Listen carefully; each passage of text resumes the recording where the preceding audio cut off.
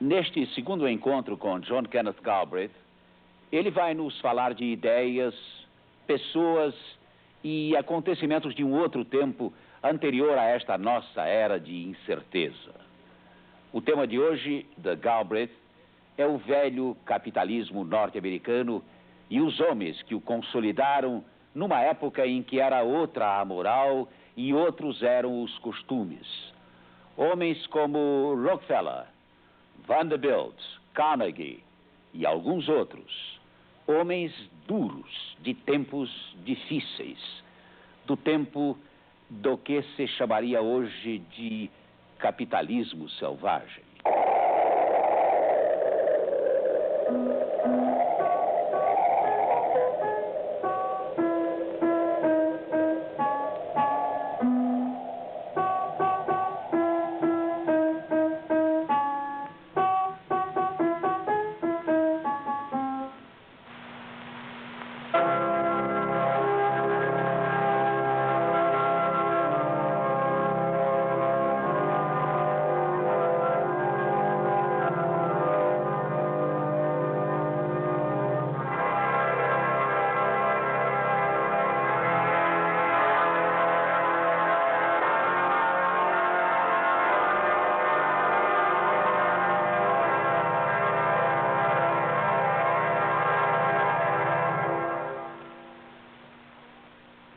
Deus criou os grandes para serem grandes e os pequenos para serem pequenos.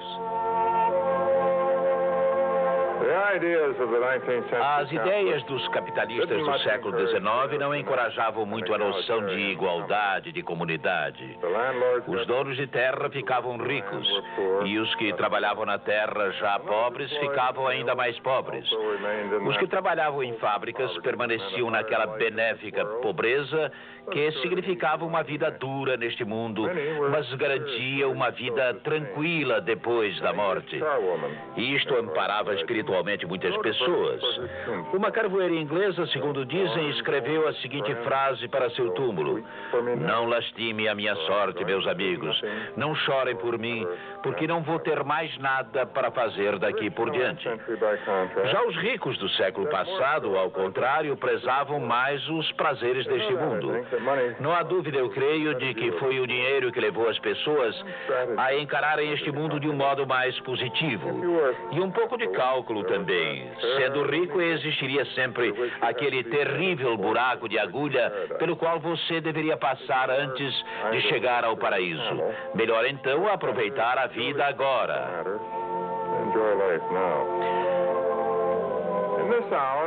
Vamos, portanto, observar os prazeres dos ricos do século passado e como tais prazeres foram santificados. Qual era o código moral dos milionários? Que ideias justificavam sua riqueza? Como as ideias e os velhos soldados nunca morrem, até que ponto estas ideias continuam afetando as nossas vidas e a nossa moral? Vejamos os pontos mais fortes, aqueles que dominaram o cenário.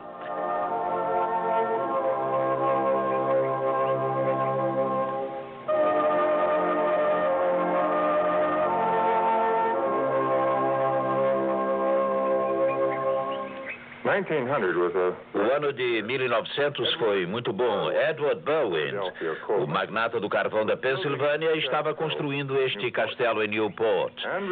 Andrew Carnegie, com suas usinas de aço, faturou naquele ano 25 milhões de dólares antes do imposto de renda. Mas na época não existia imposto de renda. Por trás desta riqueza estavam ideias que a justificavam. Ideias das quais os ricos, que nem sempre eram muito cultos, só tinham noções vagas que se baseavam um pouco na economia, um pouco na teologia e muito na biologia. Herbert Spencer afirmou sem rodeios: na competição entre indivíduos da mesma espécie, a sobrevivência dos mais aptos vem desde o início favorecendo não só a produção de um tipo mais aprimorado, como pela guerra incessante entre as espécies, o crescimento e a organização. Sem esse conflito universal, não teria ocorrido nenhum desenvolvimento de nossas forças produtivas. Dizendo isso, estou apenas transpondo as ideias de Darwin para a raça humana. Assim, sustento que só ocorre uma relativa evolução porque estamos todos sujeitos à pressão do desafio pela sobrevivência. Só aqueles que evoluem podem, eventualmente, sobreviver. E esses são sempre a elite de uma geração.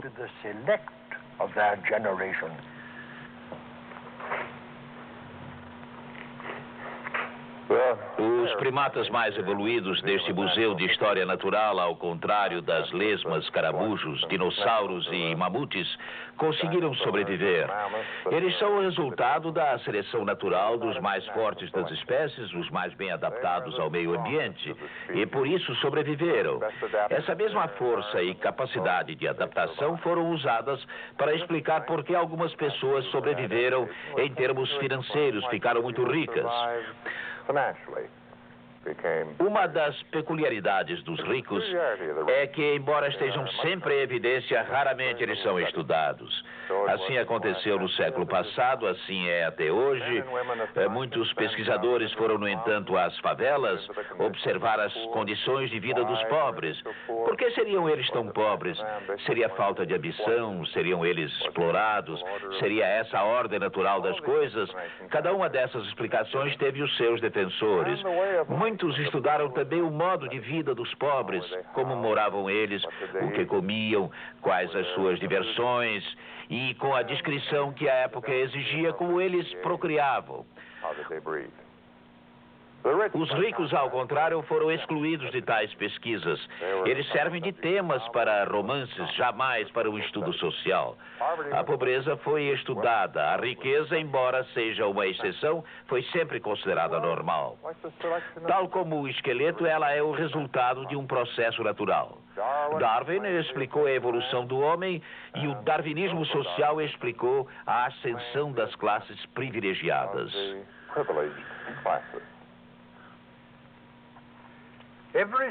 Todas as espécies de organismo, inclusive o humano, estão sempre se adaptando às suas condições de vida de forma direta ou indireta. Este foi Herbert Spencer, inglês, filósofo, pioneiro e sociólogo. Seu tempo de vida, de 1820 a 1903, praticamente coincidiu com a Era Vitoriana. É a Spencer e não a Darwin, como muitos pensam, que devemos a famosa expressão a sobrevivência dos mais aptos.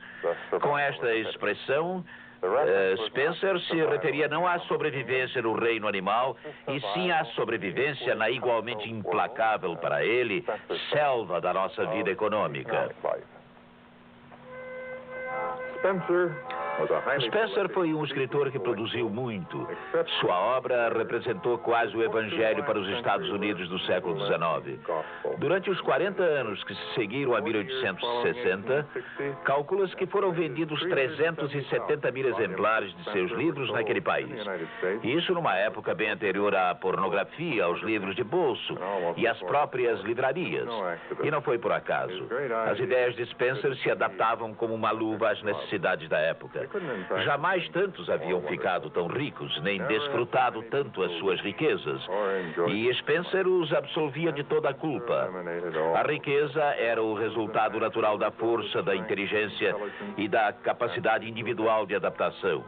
Os ricos eram os beneficiários inocentes da sua própria superioridade.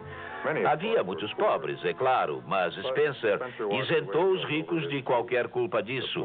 Os pobres eram biologicamente inferiores e estavam sendo selecionados, excluídos. Mas e a caridade? Ela poderia, é claro, deter esse processo devastador. Era um problema, mas Spencer acabou por achar uma resposta. Embora as refeições gratuitas representassem um mal para quem as recebia, o gesto de dar enobrecia os que davam. A caridade, portanto, podia ser praticada.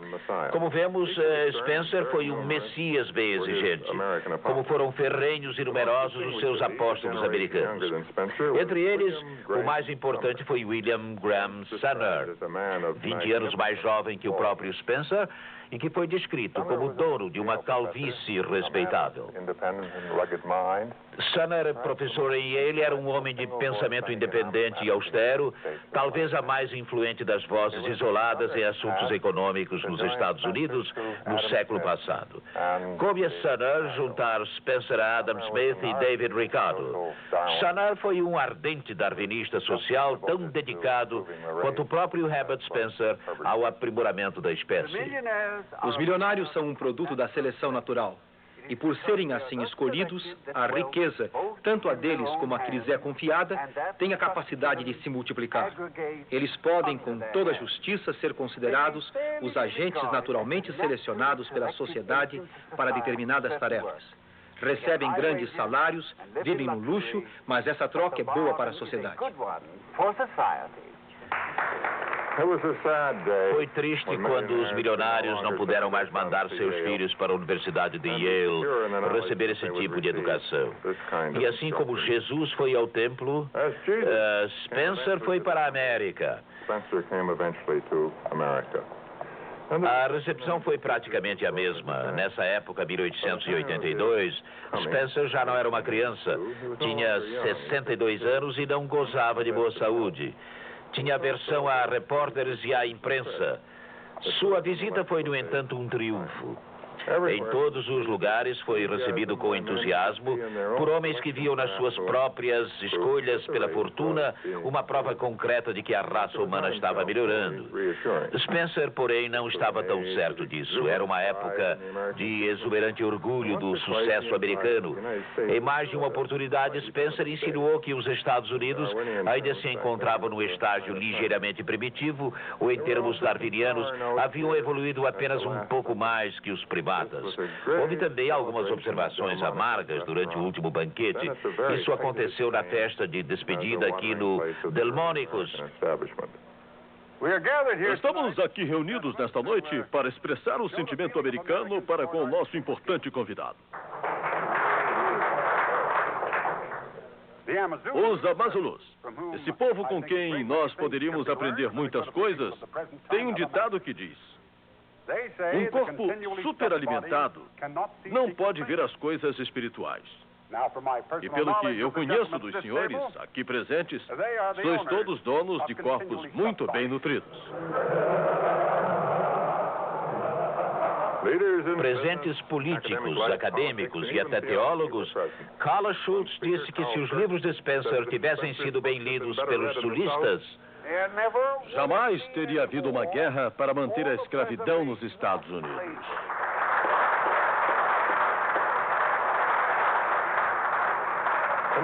Henry Ward Beecher, que logo veremos novamente, era uma figura exponencial do seu tempo.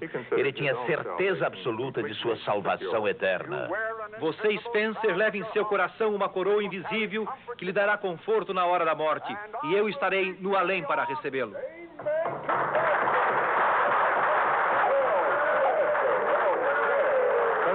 Spencer, por seu lado, defendeu o seguinte princípio que surpreenderia qualquer operário que o ouvisse. Já cuidamos demais do Evangelho do trabalho. É chegada a hora de pregarmos o Evangelho do descanso.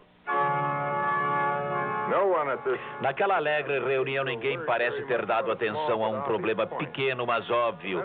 Como os darwinistas sociais resolveriam a questão das diferenças entre as gerações? Naqueles anos, John D. Rockefeller explicara a doutrina da seleção natural de forma muito convincente num sermão dominical.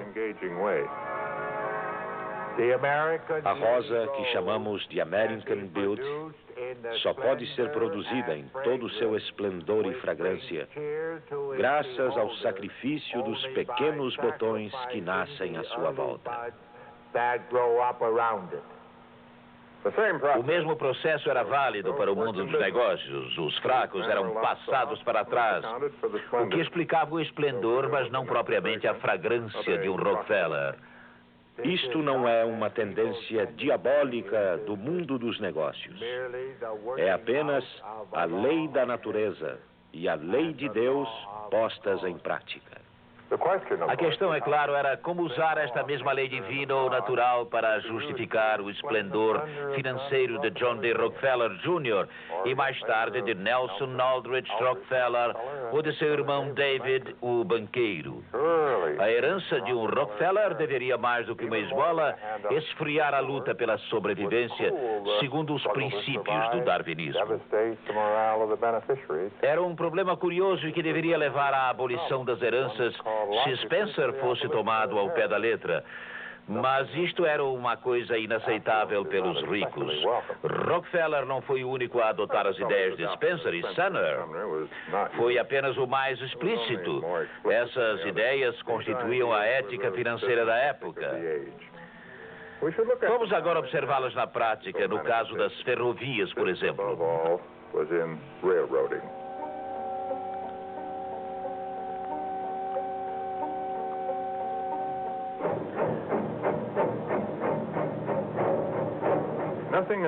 Nada durante o século passado e até os nossos dias alterou tanto e tão rapidamente as fortunas de tantas pessoas como as ferrovias norte-americanas ou canadenses.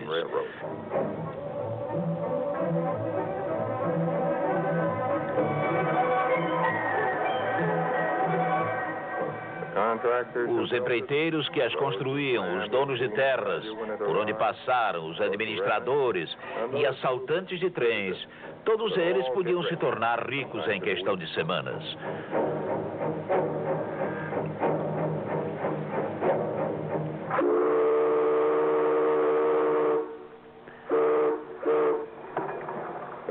Os únicos que estavam livres do pesado ônus da riqueza eram os assentadores de trilhos e os maquinistas.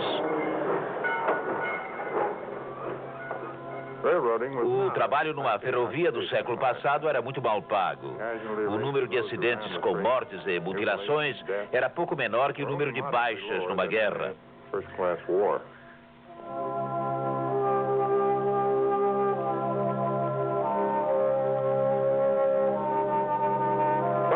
Mas as estradas de ferro foram construídas e acabaram funcionando com bastante eficiência. Devemos prestar nossa homenagem a milhares de homens que sofreram para construí-las. Mas a teoria da seleção natural de Spencer funcionou também a favor dos desonestos e malandros.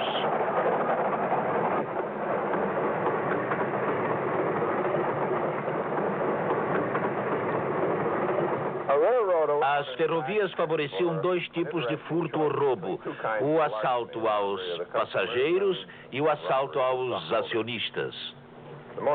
A mais espetacular batalha entre espertalhões do século passado travou-se entre grupos rivais, praticantes destas formas clássicas de desonestidade. Aconteceu na ferrovia Erie, ao longo do rio Hudson, em direção a Buffalo. Era o final da década de 60 do século passado. A ferrovia estava em situação deplorável. Era apenas um atalho mal cuidado. Cornelius Vanderbilt, que controlava a estrada de ferro central de Nova York, queria a ferrovia Erie para garantir o monopólio de tráfego até Buffalo e Chicago. Seu objetivo era roubar o público. Desafiando Vanderbilt estava a figura balofa de Jim Fisk.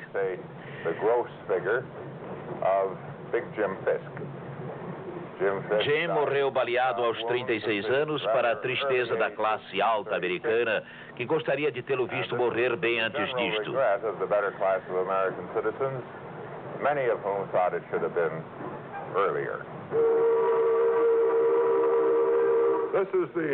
Esta é a quadrilha da Erie, formada pelos adversários de Vanderbilt: Jay Gould, o ladrão experiente; Daniel Drew, já maduro e fora de forma; e Jim Fisk. O objetivo deles era roubar os acionistas. Sempre que alguém assumia o controle de uma ferrovia, eles usavam milhares de artifícios para que o dinheiro e os bens da empresa fossem parar nos seus próprios bolsos. Esses três homens eram mestres em todas as formas conhecidas de apropriação indébita. Em 1867, tanto Vanderbilt como a quadrilha queriam assumir o controle da ferrovia Erie. Vanderbilt queria o monopólio. Gould, Drew e Fisk queriam o dinheiro dos acionistas. E deu-se o conflito inevitável. Vanderbilt tinha dinheiro suficiente para comprar todas as ações. Gould, Drew e Fisk tinham algo ainda melhor: a posse temporária da ferrovia e uma máquina impressora. Assim, eles podiam imprimir mais ações do que Vanderbilt podia sonhar ou comprar. Foi justamente o que fizeram.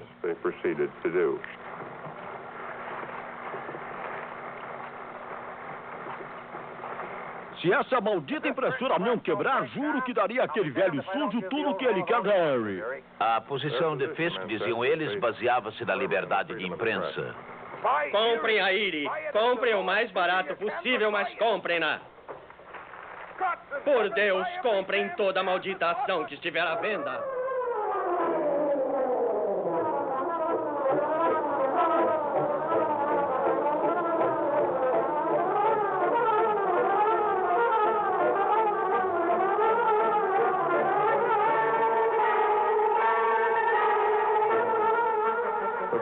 A impressora rodou freneticamente. Vanderbilt comprou. A gráfica venceu.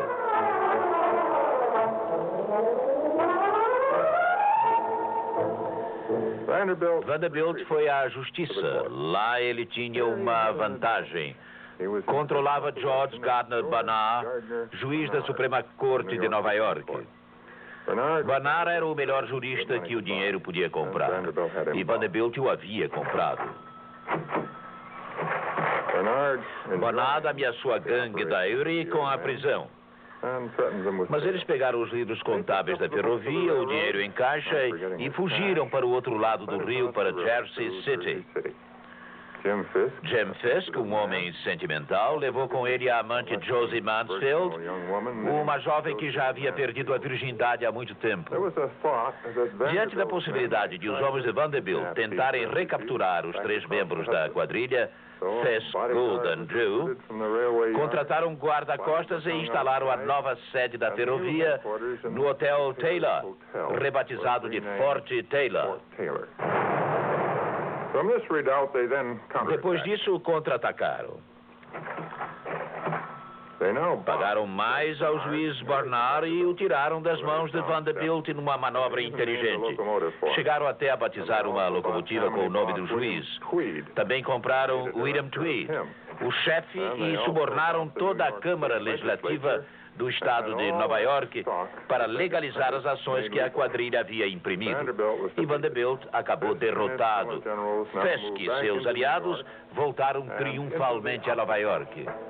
Jim Fisk, he loved both women and wine, though his heart it was good, I am sure. So he lived like a prince in his palace so fine, he never went back on the poor. If a man was in trouble, Fisk helped him along. Oh, he tried to do right, though he may have done wrong. Though he lived like a prince in his palace so fine, yet he never went back on the poor. As perspectivas de Fisk pareciam excepcionais até o dia em que ele foi baleado por Edward Stokes, o rival que disputava com ele o amor de Josie Mansfield, que, ao que parece, tentava agradar os dois. O corpo de Fisk foi levado para a sua cidade natal, Brattleboro, em Vermont, onde recebeu honras de herói. Seu túmulo, conservado até hoje, é tão desprovido de beleza quanto o próprio Fisk. Certa noite, por volta de 1860, um trem de passageiros vindo de Buffalo perdeu 4 vagões perto de uma curva sem que ninguém notasse. Os vagões se incendiaram e muitos passageiros morreram queimados. Naqueles anos, a fortuna da quadrilha da Erie cresceram 65 milhões de dólares.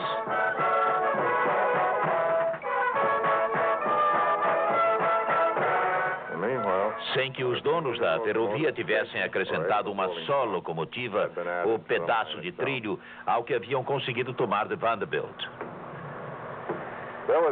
Havia também um protesto muito bem articulado da parte dos acionistas, na maioria ingleses, que jamais receberiam um tostão em dividendos. Isso, mais o fato de que também os empregados raramente eram pagos, deu uma reputação negativa e bem merecida à quadrilha. Os próprios assaltantes de trens eram mais bem vistos que a quadrilha da Erie.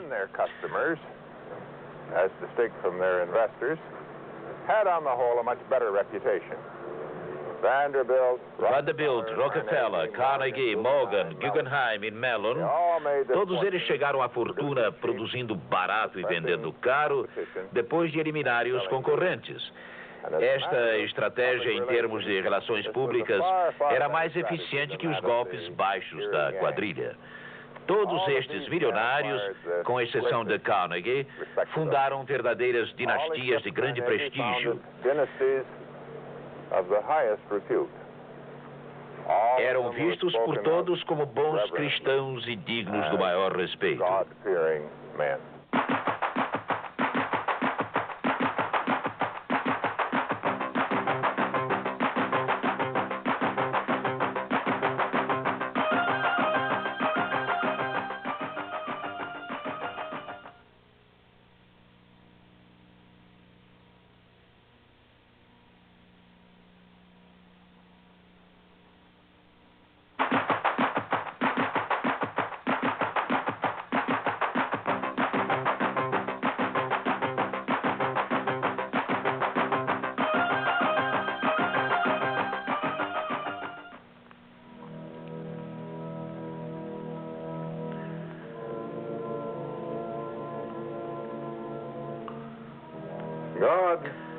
Muita gente diz que Deus ama os pobres, por isso fez tantos pobres.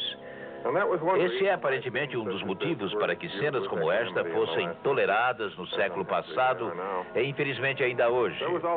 Havia também o pensamento ricardiano de que a pobreza era algo inevitável e que qualquer gesto para diminuí-la resultaria simplesmente em maior natalidade e maior pobreza. Mas, como já foi dito, os pobres estavam sendo eliminados pela seleção natural. Assim, na ocasião adequada, a humanidade iria melhorar quando os pobres que nada mereciam tivessem desaparecido.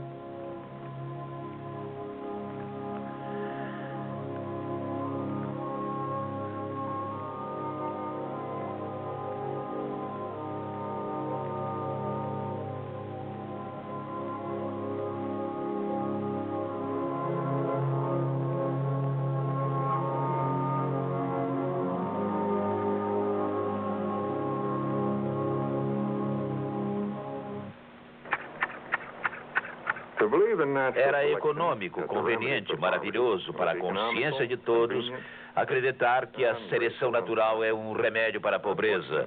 Infelizmente, essa ideia gerava um desagradável conflito com o cristianismo, conflito este iniciado por Darwin.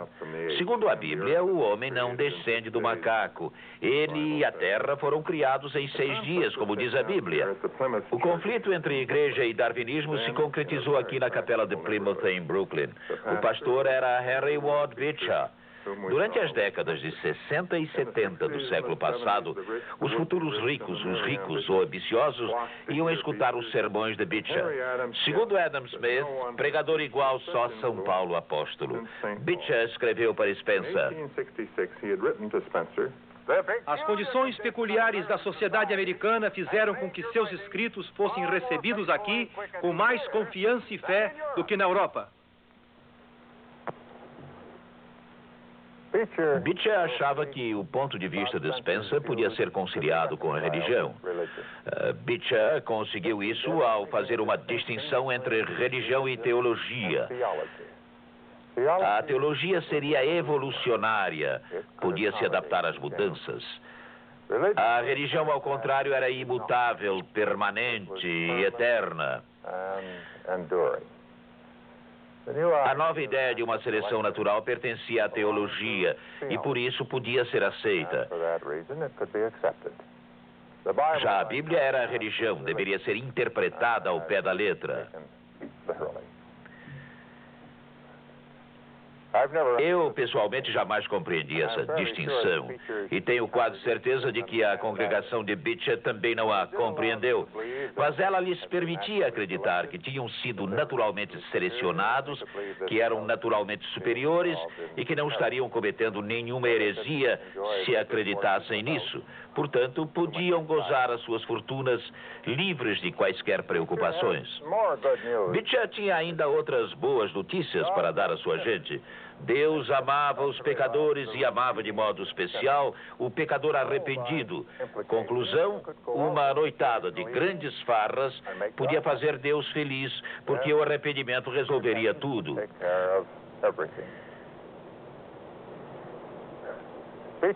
O próprio Beecher deu o exemplo.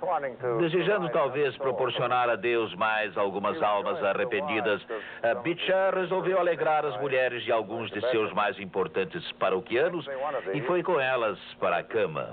Uma delas, Elizabeth Tilton, no entanto, assustou-se com a ideia de que talvez não fosse perdoada e contou tudo ao marido, que acabou processando Beecher. Houve um belo julgamento. O júri não chegou a nenhum acordo sobre a culpa de Beecher. Creio ser justo dizer que até hoje, de todas as pessoas que examinaram as provas, nenhuma teve dúvidas semelhantes. Como eu já disse antes, estou caricaturando um pouco. Muitas pessoas achavam que o darwinismo social de Sumner e de Spencer era muito cruel e que a conciliação com o cristianismo pregada por Beecher era uma fraude. No fim do século XIX, ouviu-se vinda do Oeste uma voz muito séptica e irônica. A disciplina na vida selvagem tem sido a mais duradoura em toda a história da humanidade. Pela própria hereditariedade, a natureza humana ainda é e deverá se manter eternamente selvagem.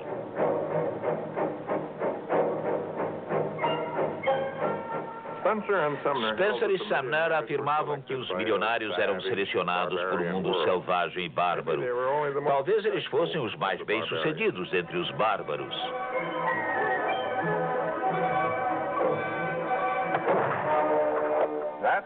Essa era a tese do homem que vamos conhecer agora.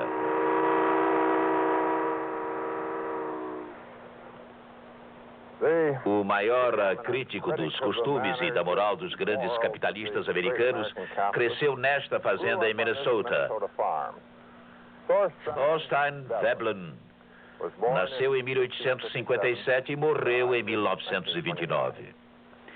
Ele foi uma figura ímpar na história da economia, da sociologia, da ciência social.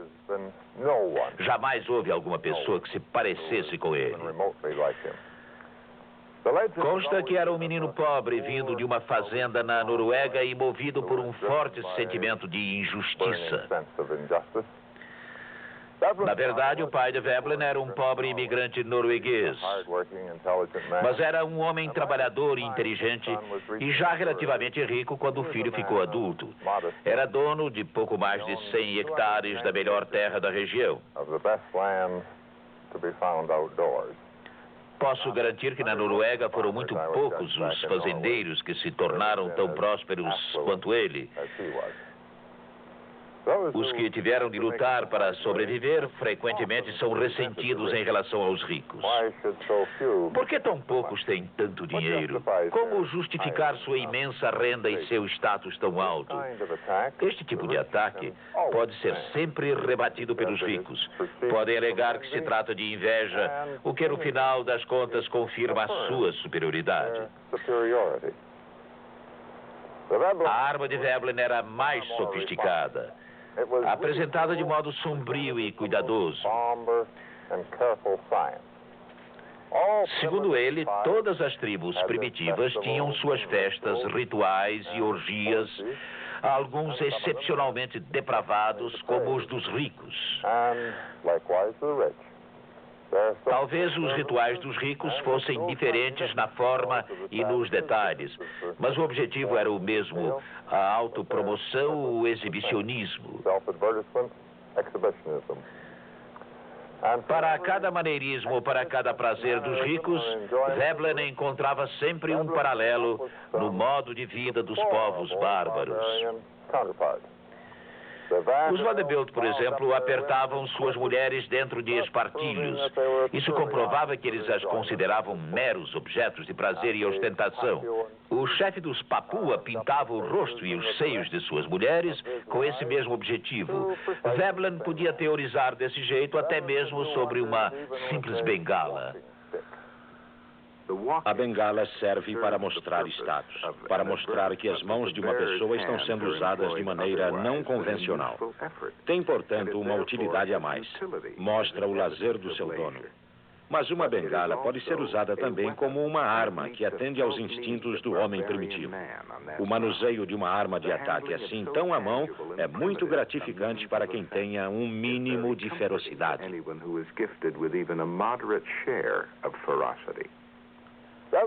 Veblen foi educado aqui no Carleton College, a poucos quilômetros da sua fazenda. Passou rapidamente pelas universidades Johns Hopkins e Yale. Em Yale, acreditem, ele se tornou o aluno predileto de William Graham Sumner. O primeiro e mais importante livro de Veblen, intitulado A Teoria da Classe Ociosa, é um estudo sobre como os ricos procuram se destacar através do uso de suas riquezas. Desse livro surgiram expressões usadas até hoje como consumo conspícuo, lazer ostentatório, cultura predatória e emulação pecuniária. Crítica de costumes, o livro exerceu forte influência sobre os hábitos e costumes da época. Jamais os gastos ostentatórios viriam a ser tão apreciados. Se a casa fosse grande demais, a festa suntuosa, as mulheres vistosas e os brilhantes ofuscantes demais, havia sempre algum desmancha-prazeres a citar Veblen.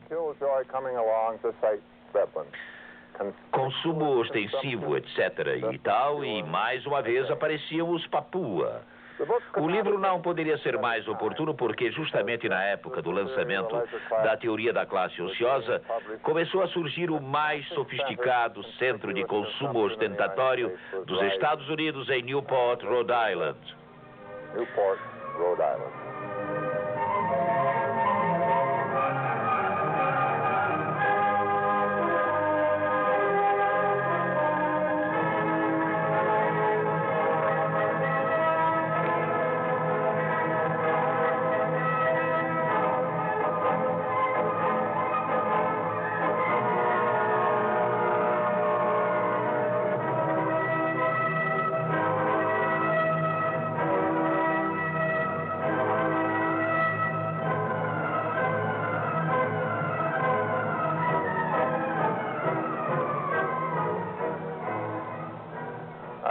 Eu vi estas casas pela última vez num lindo dia de outono de 1961, quando o primeiro-ministro Nehru visitou o presidente Kennedy aqui em Newport. O presidente trouxe o seu hóspede até junto à praia no iate presidencial Honey Fats. Gostaria que o senhor visse como vive um americano da classe média, disse o presidente.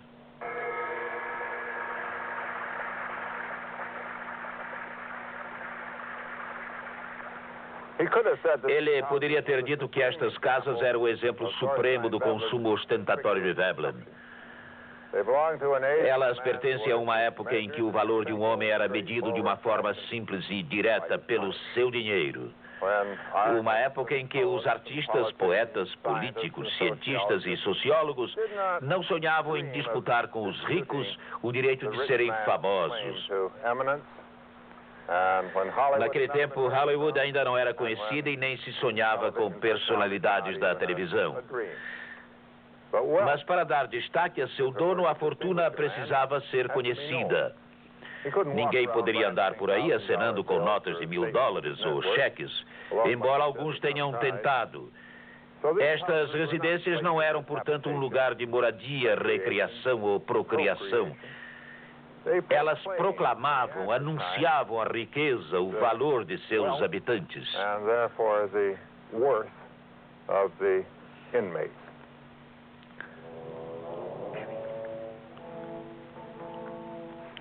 Existe um nome que sempre se repete na história econômica e social do século passado, o de Vanderbilt.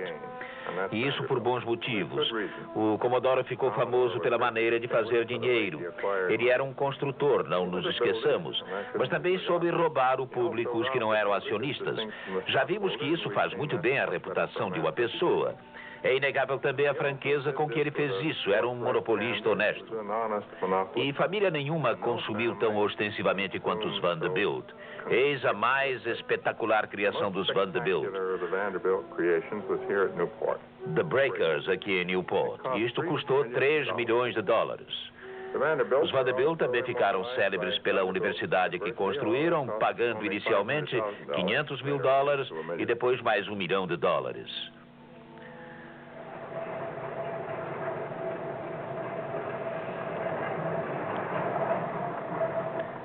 Era necessário um verdadeiro exército de empregados para cuidar da propriedade deles. Os criados eram treinados para a obediência, a disciplina, o respeito, qualidades que reafirmavam também o status superior dos patrões. Como Veblen observou de modo notável, é uma grande ofensa quando o mordomo, o criado de um gentleman, executa suas tarefas junto à mesa do patrão de forma desajeitada, mostrando que sua ocupação habitual é o arado ou o pastoreio de ovelhas.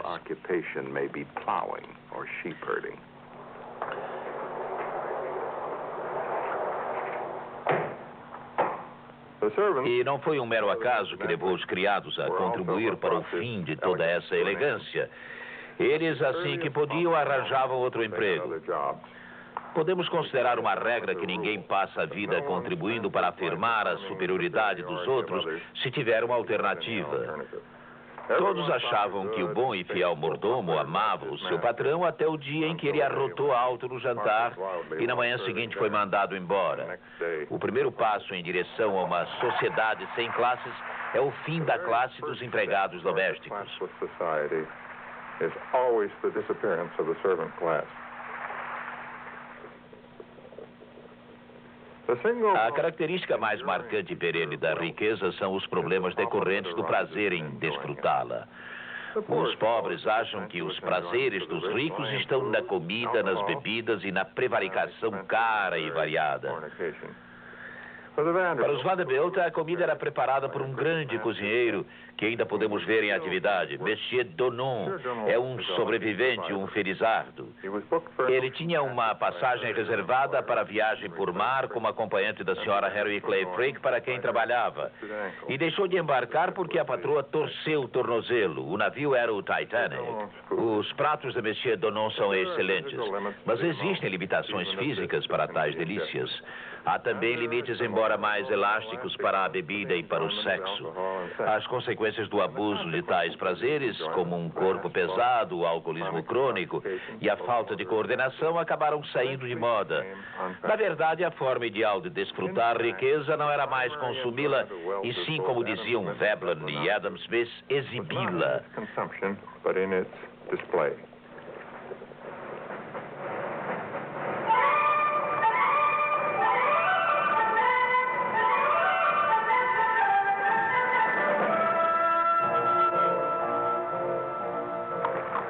Mas como recrutar os participantes de tal exibição? No começo deste século, esta questão ocupava bastante a imaginação dos ricos. As senhoras Harry Lair e Stuyvesant Fish, pessoas exigentes, uma vez ofereceram um jantar para os 100 melhores cachorros de Newport.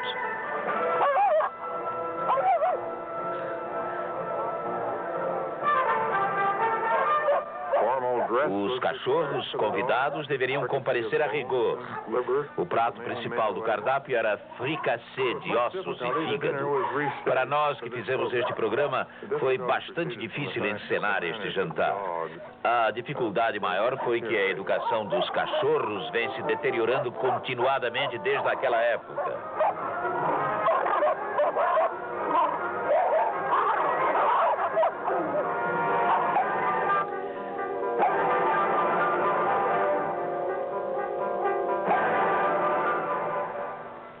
Noutros jantares, os cigarros eram enrolados em notas de $100.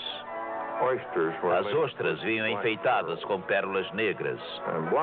O gelo vinha em blocos com ursos polares verdadeiros.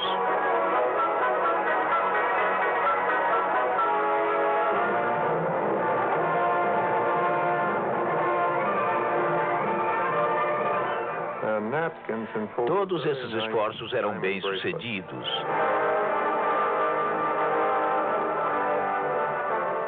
Todos, sem exceção, trouxeram fama para seus promotores.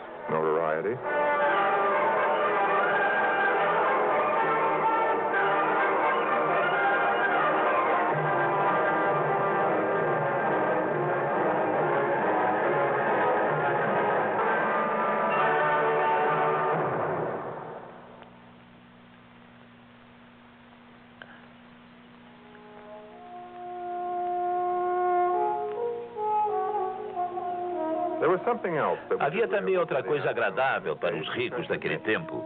Eles se sentiam seguros e audazes. Não se sentiam ameaçados pelos pobres. E isso porque a maior parte dos pobres havia chegado fazia pouco da Europa. Os imigrantes miseráveis não comparavam sua situação com a dos frequentadores do cassino de Newport, nem com a senhora Stuyvesant Fish, nem mesmo com os seus cães. Para eles, o termo de comparação era a pior das misérias que haviam deixado na Europa. Eles também se sentiam parte da felicidade americana.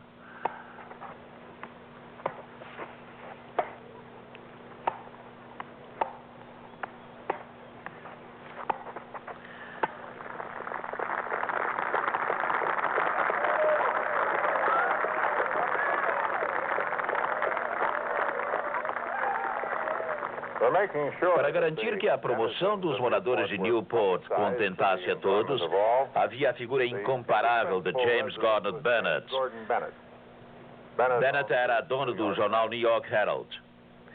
Melhor que o consumo ostensivo dos prazeres, só mesmo ler nos jornais notícias sobre eles mesmos, pois isto significava que outros também estavam lendo. Tal ocupação continua sendo muito apreciada pelos ricos de hoje.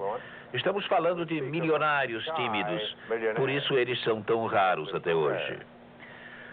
O Harold Bennett dispunha de bastante espaço para as excentricidades e depravações dos milionários de Newport. O jornal não se dedicava a assuntos políticos.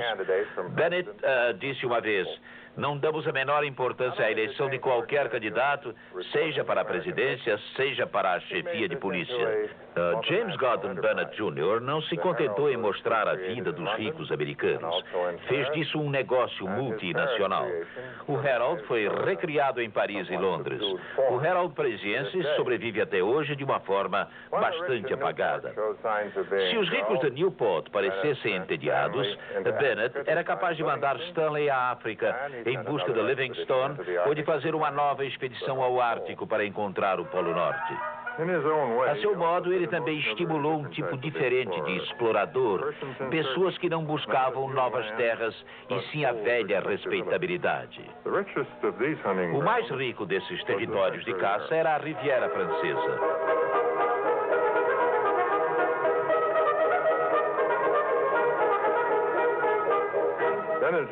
O próprio Bennett tinha uma casa em Cap Ferrat e registrou a entrada das fortunas americanas nessa nova sociedade.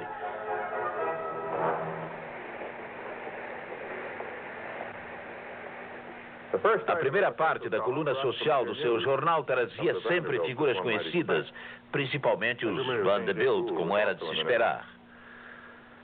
Talvez vocês tenham notado que Jay Gould também era notícia. A Riviera era uma área de caça porque a riqueza tinha sua estrutura de classes. A posição social adquirida com riqueza recente era bem inferior à riqueza dos velhos proprietários de terras. A riqueza advinda da indústria ou do comércio era menos valorizada que a das propriedades conquistadas por métodos mais elegantes, como a anexação militar, a conquista ou a pirataria.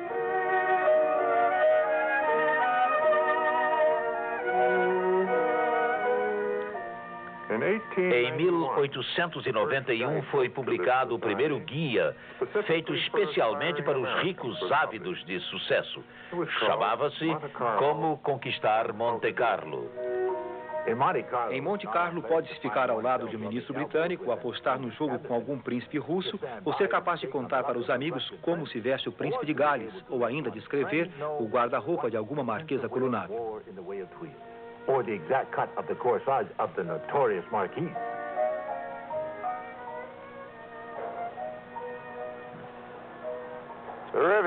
A Riviera era o recanto escolhido pela aristocracia europeia, real ou falsa, e essa era a sua função mais importante. As filhas de americanos ricos podiam ser trocadas aqui pelo prestígio de fortunas herdadas, junto com títulos de família, ou trocadas apenas pelo título. De um só golpe, a nova riqueza conseguia respeitabilidade e os respeitáveis conseguiam o dinheiro, que geralmente sabia usar muito bem. Essas transações se tornaram tão naturais e frequentes que acabaram provocando o aparecimento de intermediários, geralmente mulheres em desgraça financeira.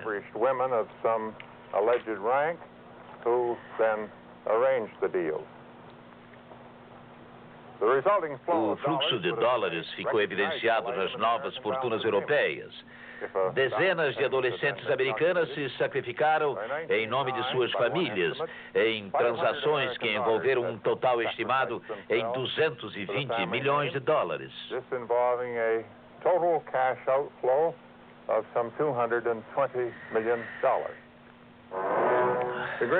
A maior ou quase maior família inglesa era a dos Churchill. Seu palácio Blenheim era uma das magníficas residências inglesas.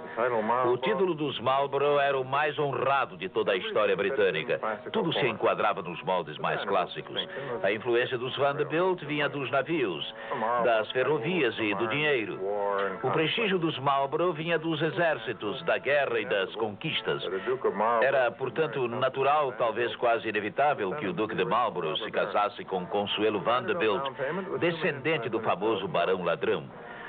No final, a união com os Marlborough custou os Vanderbilt quase 10 milhões de dólares. Logo, o nome de Vanderbilt ficou tão intocável quanto qualquer outro.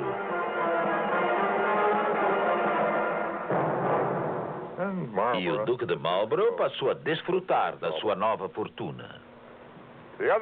Outro serviço prestado aos ricos era o próprio cassino aqui em Monte Carlo, com sua extraordinária eficiência para proporcionar o que era mais necessário, um lugar para exibir fortunas. Monsieur Fatluju.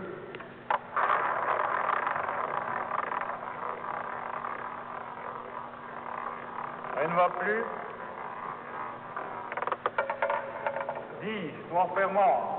Transversal simple, carré cheval et plein. Pouco se sabe sobre a sociologia dos jogos de azar. A maior parte das pessoas acha que homens e mulheres jogam para ganhar dinheiro. E não há dúvida de que muitos realmente fazem isso. Mas há outros que jogam para perder dinheiro. No século passado, isso era muito importante. Homens e mulheres da moda, aqueles que podiam decidir quem era e quem não era colunável, reuniam-se aqui todas as noites. Bem vestidos, eles se movimentavam entre as mesas de jogo e pelos salões. Jamais houve melhor plateia para quem queria mostrar que tinha dinheiro para torrar. Sendo rico, não podia perder. Se perdesse 1.000 ou 50 mil dólares, mostrava que isso nada significava para ele. E se ganhasse, não seria uma tragédia irreparável. Monsieur, faites le jeu.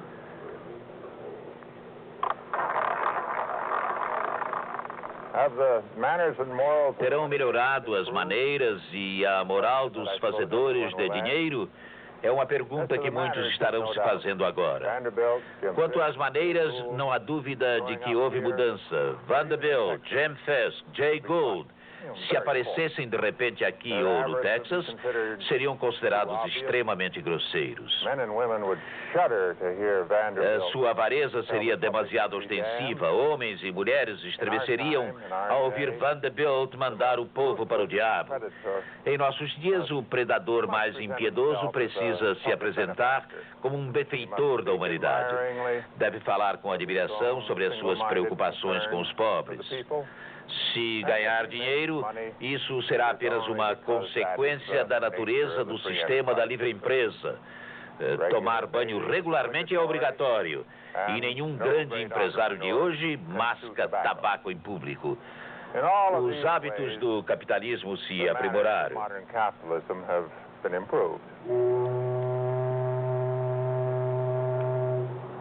Quanto ao avanço moral, muitos ficarão pensando em escândalos recentes como os do IOS, Investors Overseas Service, Robert Vesco, C. Arnold Smith, Paulson, Hoffman, The Real Estate Fund of America. Nem todos acreditarão que esses estão a apenas um passo da quadrilha da ferrovia Erie. Mas o século XX não é o mesmo que o século XIX.